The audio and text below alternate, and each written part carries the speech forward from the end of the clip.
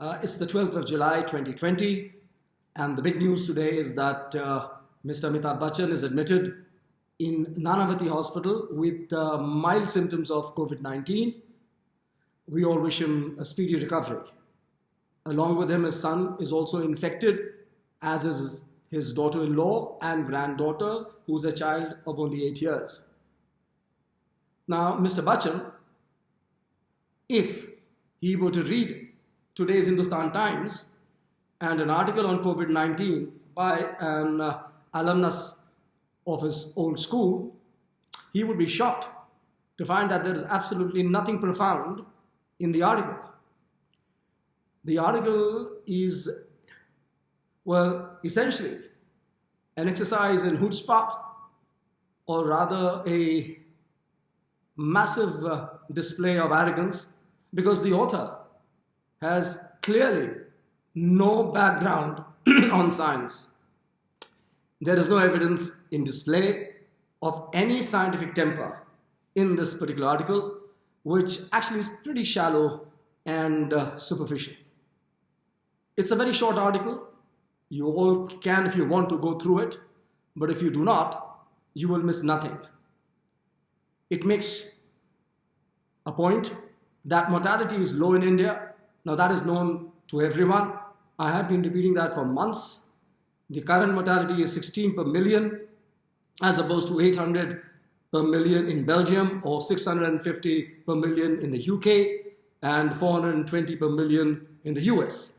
So our figures are very low, but even Japan has very low figures. Japan has about 8 per million. Taiwan has ridiculous figures of 0.3 per million, whereas Bangladesh has about 14 per million, Pakistan 18, 19 or 20 per million, and South Korea also has very low figures. Now, the reason for the low mortality in India has also been explained again and again. The biggest reason is that we have a young population which probably has good immunity. But apart from that, we must understand now that we have moved into July 2020. The disease has been with us for almost 6-7 months. And we are now better prepared to tackle this problem. Doctors are more aware of handling the disease. And as doctors in England have been saying, that the mortality of 6% in admitted patients in hospitals has come down from 6% to just 1.5% from April to June. And this is a very rapid recovery. And they have presumed, or rather concluded, that maybe the virus has become less virulent, or our treatment is better.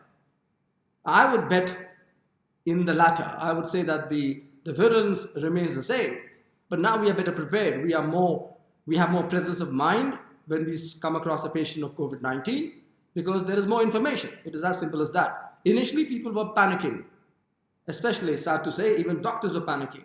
Any patient who came in with a drop in oxygen would be promptly intubated, put on a ventilator, and we would have a mortality of almost 100%. So whenever we intubated, we were actually killing patients. But now we have good data that some drugs actually work. And, just simply writing that, giving a figure that 16 per million is the current Indian mortality is simply not good enough. Now you have to elaborate on that. You have to, dwell on it. You have to ponder as to what are the reasons. What is the science behind the low mortality in India? Now that is sadly missing in this article. And that is why I'm saying that Mr. Bachan would be horrified to know that an alumnus of a school could write such a shoddy and such a simplistic article on such a serious subject. Because, all said and done, we must, and I particularly, we must all respect this virus. This is one hell of a thing. This is playing havoc with our people and with our economy, and in fact with the planet. Now coming back to the topic of treatment, we have 2 drugs which actually have been found to work, and both these drugs, the information is based on randomized studies. The first one I've already mentioned is remdesivir. Remdesivir, we've had a study of more than 1,000 patients. In these 1,000 patients, the average age was in the 60s. 25% were on ventilators, 20% were on BiPAPs, and 40% were just receiving plain oxygen. So we have a group of serious patients. Recovery was reduced by 4 days, and this was significant, from 15 to 11 days. So that was the good point with remdesivir. And the other big study has been the recovery trial, which took almost 6,000 people. 2,000 were randomized to a very cheap drug, that is dexamethasone, and Dexa is freely available in every city and every town of India. They gave it either orally 6 milligrams or by an intravenous injection of 6 milligrams, and found that it reduced mortality significantly by 30% in patients who were on ventilators, by 20% in people who were receiving oxygen. Now, this is a huge thing, because for the first time in the history of this disease, we have a randomized study which is showing that a drug, and above all, a cheap drug, actually is significantly reducing death rates in patients of COVID-19. This is very important information. So how would I approach a patient of COVID-19? In the first week or 10 days, I would try remdesivir, and if hopefully that would work in the majority of patients, in a few patients who would need a BiPAP, or sadly who would need a ventilator, then I would straight away go on a dexamethasone. Now, there is this doctor I think in Texas, who's going around saying that, you know, he's giving steroids by inhalers or by what is called a nebulizer, and he's finding very good results. But the point is, this is anecdotal data. But the fact still remains that once you have that hyperimmune storm, or the cytokine storm, or a hyperimmune reaction, then it's time to give an anti-inflammatory drug, and that would be a dexamethasone or some other steroid. That is very clear. And before that stage, when the virus is in the body, when the virus is replicating, you could try remdesivir, which is actually acting against an enzyme called polymerase. And by doing that, by blocking polymerase, it prevents the replication of the virus. It stops the multiplication of the virus in the human body. So remember, we have two drugs, one which can be used initially, and if that doesn't work, we can go on to steroids, and the particular steroid is dexamethasone. So now I would like an article which is published in a newspaper, in a daily newspaper, which is read by thousands and thousands of people, that such an article carries some meat, it carries some substance, it carries some science, rather than some, very cleverly phrased sentences, and which actually are very glib and have very little information to provide to the average reader. That is just not on. So I'm surprised that the editors of the newspaper, and I think it is the Hindustan Times, actually permits such childish columns to be written. But on a disease which probably right now is the most serious problem being faced by the entire planet. Now, the second bit, which I found very odd in this particular article, was the fact that somebody was interviewed, and that gentleman or that person has got back and said that what would be your target for testing? And the answer has been given in this particular column. The answer is that till the positivity rate falls down to 5%. So what is being said is that if you test 100 people, only 5 of them should turn out to be positive, which indirectly means that the disease is going down. But that is impossible. That is, it's just not practical. And that's very silly. And we know that, the WHO has been goofing up numerous times. The WHO never recognized that there would be antibodies. The WHO was confused whether antibodies lasted in this disease or were even formed. The WHO did not know for a long time that there were people who were transmitting the disease despite being asymptomatic.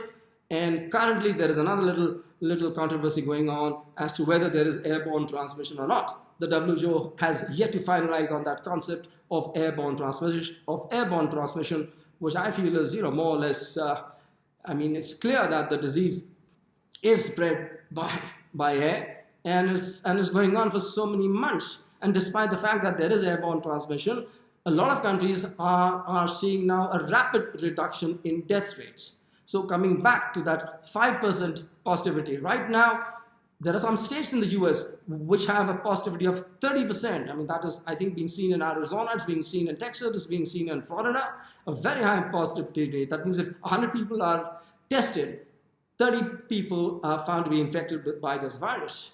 Now, that's something which is happening in the US. So we have to restrict ourselves to our own country and to our own people. Now, to aim for a positivity rate of only 5% is I think, without any logic.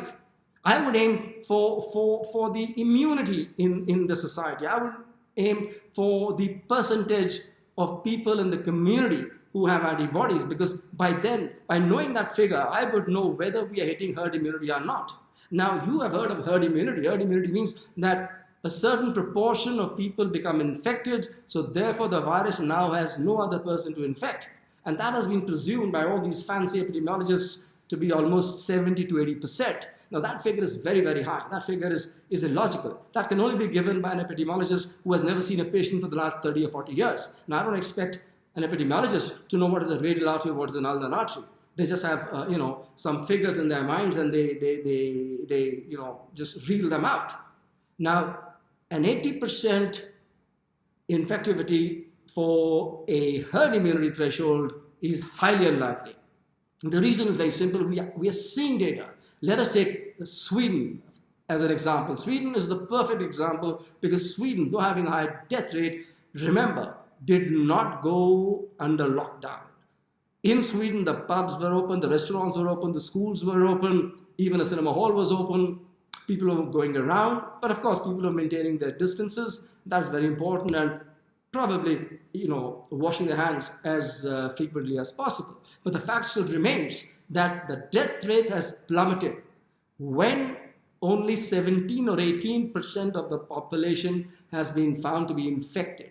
Now remember that figure, 17 or 18%, and the death rate had peaked when the population was infected to the tune of 7% or 7 to 8%. So now some people, very clever people, very wise people, are assuming, and correctly so, that when about 20% of the population is infected, you are hitting the herd immunity threshold, or HIT, H-I-T. Now this is a very important thing, because this is a dramatic reduction from the 80% herd immunity threshold down from 80% to 20% or even 18%. So what I'm trying to tell you is that if 18 to 20% of our community gets infected, then you know that you have hit herd immunity and the death rates will plummet. They will come to almost zero. And this is what has happened in New York City also. In New York, right now, from 1,000 deaths a day or even more, you have only just 20 deaths a day. So the graph of deaths in New York is like that. It's a reverse parabola. It goes up, peaks, and then comes down. Now that's the curves which is seen in Spain, goes up and comes down. In Italy, it goes up and has come down. And also in Sweden, it has gone up and has come down. The same is with the United Kingdom. It has gone up and is coming down. So therefore, in all these countries, the virus is fizzling out because it has no longer people to infect. Now, there are states in the US which are reporting many, many new cases, but these were not infected in the past, and by and large are in the west of the US and in the south of the US. The point I'm making is that rather than going for a 5% positivity infection rate, I would go to pick up the number of people or the proportion of people who have developed antibodies or are seropositive. Now, there is a very interesting paper which is in a preprint form right now, which has come from Stockholm. This paper includes not many people, just about 200 people. But the results are very exciting. The results are very provocative and very exciting and very reassuring. What it is showing is that for every one person who develops antibodies because of this disease, there are 2 people who also have T antibodies. Now, I have mentioned this earlier, that there are 2 kinds of antibodies at play in the human body, right? And there are the T antibodies and the B antibodies. So you can remember them by remembering tuberculosis or TB. So the T are cells, the white cells, which go and attack the virus once it has penetrated the cell in the human body. Those are the T cells. And the other cells are the B cells, which produce antibodies, which are called IgG, IgM, and even IgA. And these antibodies go directly and attack and destroy the virus. So we have two kinds of antibodies. When you do these seropositivity tests, when you look for the antibodies, you are doing assays and you are picking up antibodies of the B kind, or the IgG and the IgM. But there are tests available to pick up the T cells also. They are more sophisticated, cost more, but the fact is that we also have T cells. And I will reiterate what I've just said. The Swedish paper explains very clearly that people in Sweden, and obviously people all over the world, when you have a antibody proportion positive people of say 20%, that means actually 40% in the population have also developed T cells against this virus. So I'll repeat that. Now, for instance, in New York, it is said that 21% of the population of New York City has antibodies. Now, this means they have antibodies of the B kind, the IgM and IgG. But along with that, now we are quite certain that 40% more of people in New York City have the T cell variety of antibodies. So therefore, you get a figure of 60%. So therefore, possibly, we are hitting what is called herd immunity. So one can safely presume that if in Delhi, about 10 to 15% people get infected or are found to be seropositive, then about 30 to 40% people are having antibodies against the virus, and we are very close to a herd immunity situation. Now, we can get into this herd immunity situation not by going under lockdowns, right? I think I read today or yesterday that the health minister of Haryana is thinking very seriously of sealing the borders. Now, that would be silly. That really would not achieve anything, because we've had lockdowns for 4 months, and what have we achieved? We've achieved nothing. I mean, maybe we have reduced some deaths, but the number of cases keep increasing. So what is clear is that lockdowns do not reduce the number of cases. You have a lockdown now, and again, they're talking about a lockdown in Pune, they're talking about a lockdown in Bangalore, and there is going to be lockdown in Thane or other suburbs of Bombay. So that won't work. Simply having a lockdown will just prolong the agony, will just prolong the problem. Because remember, the economy lies decimated. That's the word. I think it is shattered. It is completely destroyed. It is shattered. It is decimated. Yeah, those are the words which come to my mind immediately. And you cannot destroy it further. With my personal take on this is that I believe that 80% of small and medium-sized businesses will not be able to recover. This is a very, very serious problem. You cannot leave this problem to the government or to the media. You have to take a call yourself. And you must always remember that if a person gets infected, especially if that person is young, then that is certainly not a death warrant. Even if you are in your 70s and if you get infected by this virus, that by no means is a death warrant. That is not, it does not imply that you are a goner, right? So therefore, this thing about 5% positivity and is quite bizarre as far as I'm concerned. The third thing in this column was the point that they're talking about community transmission, or whether there is community transmission or not community transmission. And of course, there's a dig being made at the government. That there is a subtle criticism of the government, that the government is unnecessarily denying that there is no community transmission. As far as I'm concerned, it really does not matter now whether there is community transmission or not. Because as I've explained, we may have 20,000 new cases, we may have 30,000 new cases, right, in a day. But the fact remains is that the death rate remains the same. Not more than 500 people are allegedly dying because of COVID-19 in one day in India. Remember, India has a huge population. There are possibly 1,400 million people in this country. That's 140 crores. That's a massive population. And keeping that population in mind, a figure of 8.5 lakhs or 9 lakhs infected is minuscule. That is tiny. That is not a big deal. And I'll give you an example of Singapore. Now, Singapore, everything was settled. Suddenly, they had new cases. Suddenly, there was a spike of new cases. And the Singaporeans investigated the new cases, and they found that these cases were largely in immigrants. These were immigrants who had come to Singapore for work and were living in dormitories, obviously not practicing the social distancing which had been recommended. But the Singaporeans were quite calm, they were quite collected and composed, because they knew that the immigrants were young chaps in the 20s or in the 30s, the death rates would not go up. And that's exactly what happened. Singapore today has a small figure of 6 to 7 deaths per million. Okay, so that has to be kept in mind. And so that we also have the same situation. If people in their 20s or in their 30s get infected by the thousands, it means nothing, right? Because they will not die. They will not have any serious problem. And this is what was seen in Mississippi when they had the protests against that awful cold-blooded killing of George Floyd.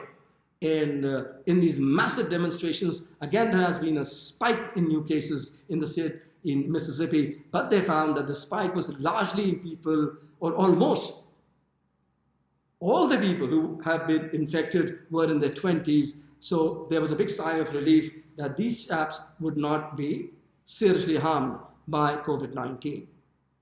So therefore, now I have raised these 3 points. One is mortality. The mortality is low because of the young age of people in India. Plus, we can tackle the disease better now. We have some drugs at our disposal. We have some breathing time, and we know that every patient does not need a ventilator once his or her oxygen starts coming down. The second thing is, it is better that we focus on the immunology. We focus on the number of people who are seropositive, the number of people who have antibodies. That will be simple. You just test 5,000 and 10,000 or 10,000 people in Delhi. From that, you can figure out the number of people who have antibodies of the B kind, and then you can safely presume that twice that number would be people having T-cell antibodies, and therefore we would know exactly, or to a very large extent, where we stand regarding COVID-19. But the most important thing I keep reminding myself and you also is that young people just shrug off this disease. Of course, there will be few deaths in young people, but they would be by and large having other diseases also. And we cannot dismiss other diseases anyway.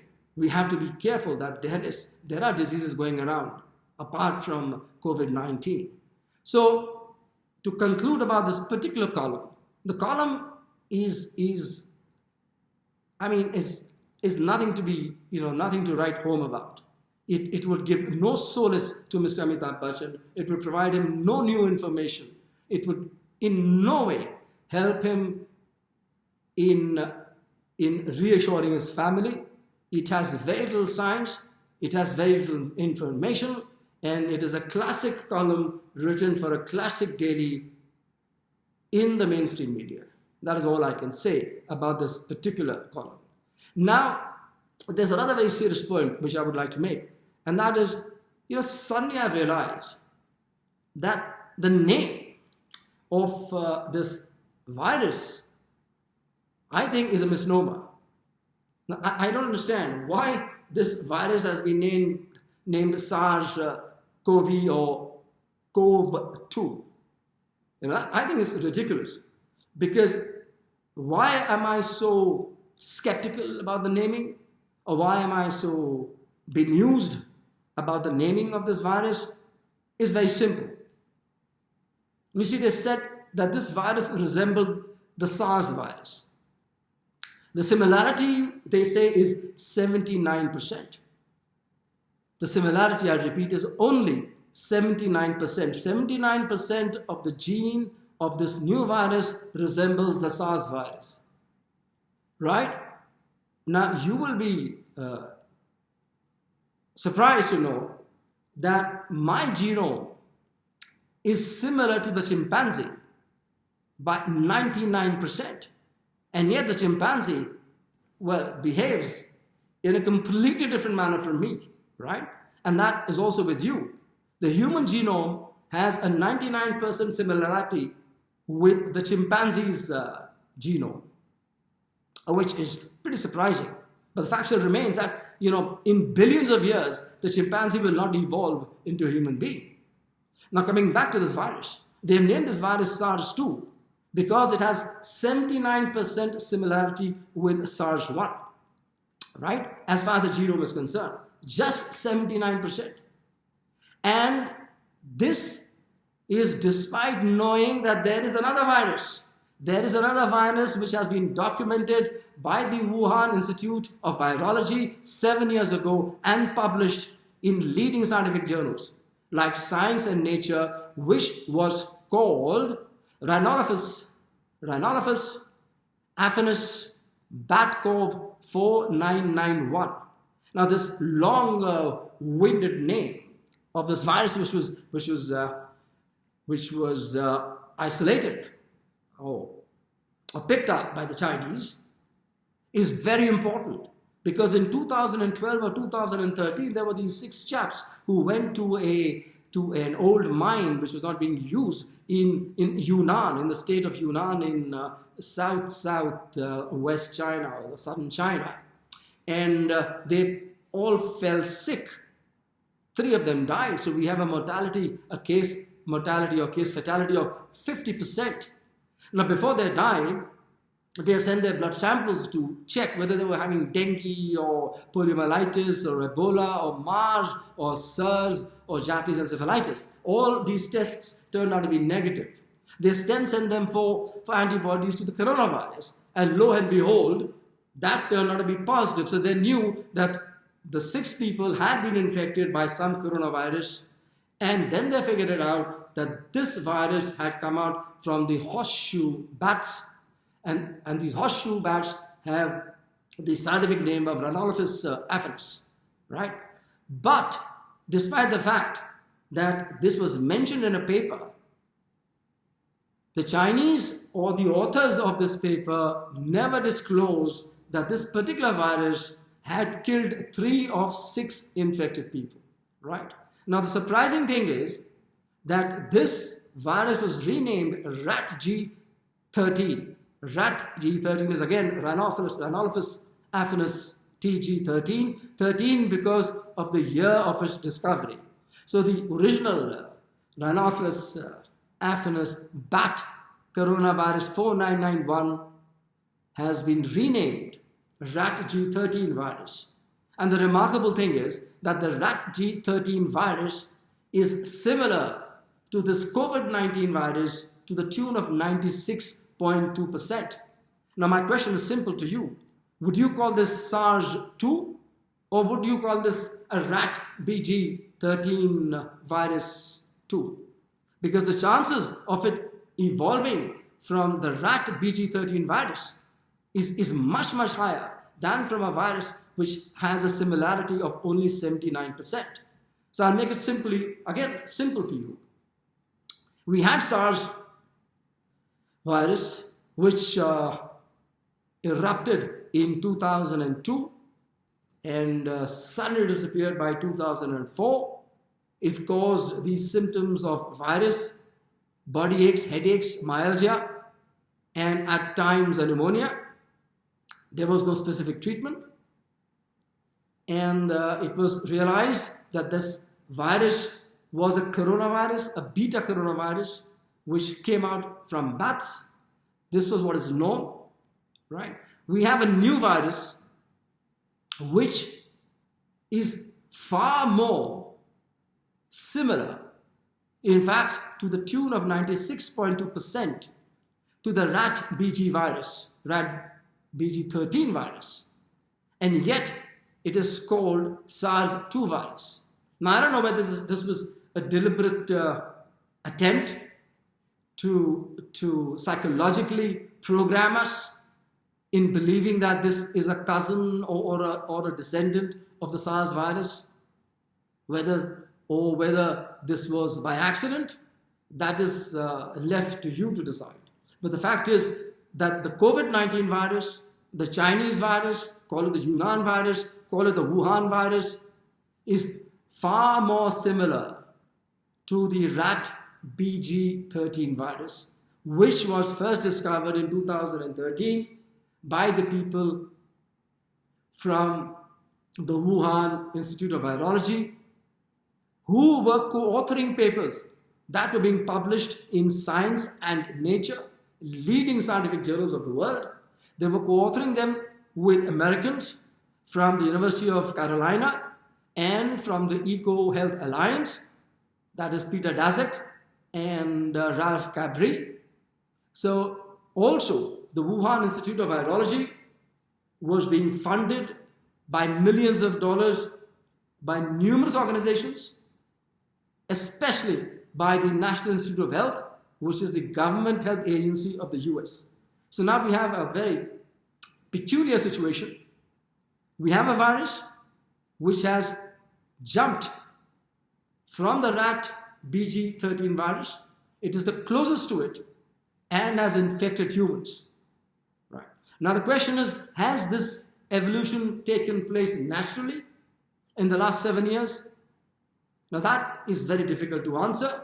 Ask any virologist, ask any biologist who works in this territory of genetics and viruses. They will tell you that a 1% transformation towards humans from a bat virus should take 10 to 15 years. So therefore, an evolution or a change or a mutation from 96.2% to 100% human pathogen should take about 50 years. But this actually has taken place only in 6 to 7 years, right? And we also know very clearly that there is this virology institute in Wuhan, which has been publicly, brazenly, openly publishing papers in which they have described gain of function techniques, which in simple language means that they have been able to transform a bat virus into a more toxic, into a more aggressive form which can attack human beings. A paper has been published 3 days ago in Nature. This is from the Francis Crick Institute of the United Kingdom. And what they have shown is that the difference between the rat BG13 virus and the Chinese virus is that the Chinese virus, which is now ripping through the planet, has the capacity to infect human cells increased by 1,000 times. Yes, I will repeat that. This is published in Nature, published just 3 days ago. It is freely available online, right? And the study is clearly concluding that the Chinese virus, the COVID-19 virus, has a capacity that is 1,000 times greater than the rat BG13 virus, which is the closest in genetic structure to the Chinese virus. So, ladies and gentlemen, I will leave you with these thoughts today. The first is that it is time we take this virus very seriously. It is time that we do not leave it to the governments, the bureaucrats, and especially the untrained media to take decisions or to give us information. It is imperative for us, for ourselves, and for our children, for this community, for our people, to do some research by ourselves. We must now stop or arrest this intellectual laziness, which is a bigger epidemic than the COVID-19 epidemic in this country. We must understand what is going on. The choice is entirely ours, whether we make or whether we break. This is now upon us. It is incumbent upon us that we make some efforts finally to allay the fears about this virus, and that we move now, we get back to some form of normal activity. It is very, very important. Okay, thank you very much.